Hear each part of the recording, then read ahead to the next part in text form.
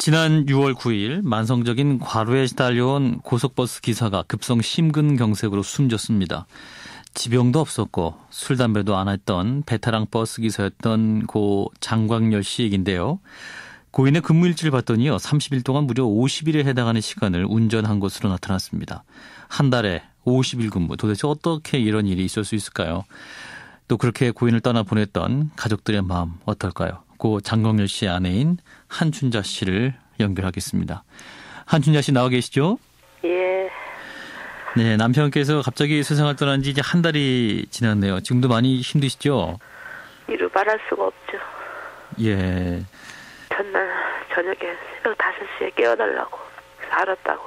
항상 시계 배를 다 다르게 맞춰놔, 휴대폰을. 아, 예. 그래서 제 거 맞춰놓고 애기 아빠 거 맞춰놓고. 그래서 제 건 5시가 되면 배를 울려요, 애기 아빠는. 네. 조금이라도 더 잠을 취하고 싶어서 예. 5분 해놨더라고요. 그래서 얼른 일어나겠다 5분만 더 자고. 그렇게 하고 일 나갔는데 그날 이렇게 이런 일이 벌어지고 말았어요. 예, 참, 그러니까 새벽에 출근하시는데 너무 힘드시니까 조금만 더 예. 자자 이렇게 참 너무나 힘들게 일을 하셨던 거네요. 예. 마지막으로 나누신 대화는 뭐였습니까? 일 잘 갔다 온다고 그 한마디만 하고 갔어요. 네, 이제 그 새벽에 잘 갔다 오겠다. 예. 라고 남긴 말이 마지막 말이었습니다. 자, 지난주 5월 금표를 보니까요. 이제 보름 동안 하루만 쉬고 나머지 날은 모두 한 14시간에서 15시간씩 근무를 하신 거로 지금 나타났네요. 예. 평상시에도 참 뭐 피곤하다거나 힘들다는 말씀 하셨겠습니다. 어떤가요? 예. 원래 그런 말을 잘 안 해요, 애기 아빠가. 예. 왜냐하면 자기 일하는 걸 가족한테는 알리고 싶지를 않으라고 그래요, 잘. 네. 근데 5월 달에는 그 얘기를 몇 번 하시더라고요. 그래서 아니 왜 쉴 때가 됐는데 왜 안 쉬냐고 그랬더니 네. 요새 기사가 딸린다고. 그래서 아니 기사가 딸리면은 딸리는 거지. 응? 그렇다고 해서 자기 쉬어야 될 거 아니냐고 그랬더니 자네가 직장생활 해보라고 그렇게 쉽게 말대로 되냐고. 네. 기사가 없는데 어떻게 쉬냐고 그러면서 6월 달에나 쉰다고 그러더라고요. 예. 그러니까 이제 버스 대수는 줄어들고 있는데 이제 그런 거를 커버하려다 보니까 남아있는 버스 기사님들이 더 과로를 하게 된 거네요. 네, 그렇죠. 그리고 이 일이 힘드니까 기사님들이 잘 안 와요. 이 모집을 해도 이제 잘 안 오는가 보더라고. 예. 너무나 힘드니까 젊은 사람도 이 일을 할 수가 없죠. 옛날에 애기 아빠는 지금 40년 가까이 돼 이 회사에 못 바친 지가요. 아, 그렇군요. 38년 가까이 했으니까요. 아, 그렇군요. 그 최근 또 5월 근무가 지난 그 40년 가까이 일했던 순간보다 더 힘드셨던 것 같아요. 예, 더 힘들게 많이 했어요. 제가 막 뭐라고 했어요. 왜 안 쉬냐고 했더니 네. 기사가 없어서 그런 거 어떡하냐고. 나가 내 마음대로 그렇게 되냐고. 직장생활 하는데 그런 말을 몇 번 했어요. 예. 그 사모님이 그래서 그게 제일 예. 가슴이 아파요. 강제로 막 쉬게 할 거 막.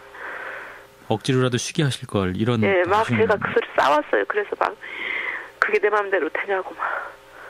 그러니까요.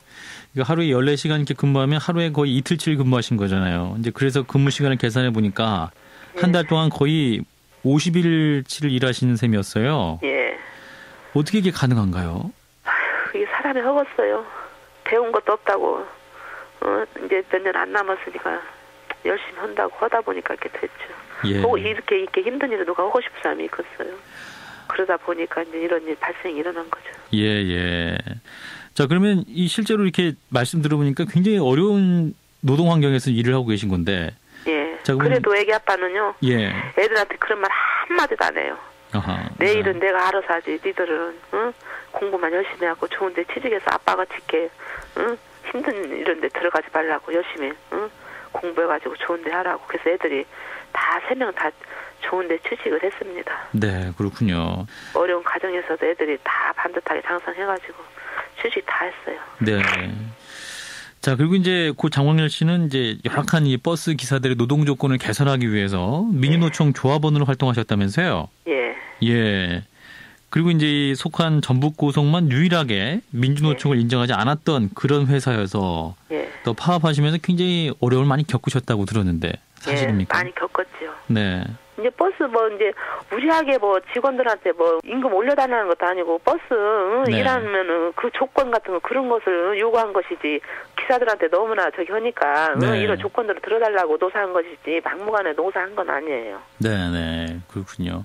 그러니까 임금을 위해 했던 거라기보다는 노동 조건 개선을 위해서 그렇죠. 열심히 뛰어오셨던 것인데 또 그걸로 인한 스트레스도 굉장히 많으셨던 것 같네요. 네, 그렇죠. 자, 이제 남편이 돌아가신 다음에 그 장례식장에 회사 관계들도 왔었나요? 그 말만 하면 너무 가슴이 아파요.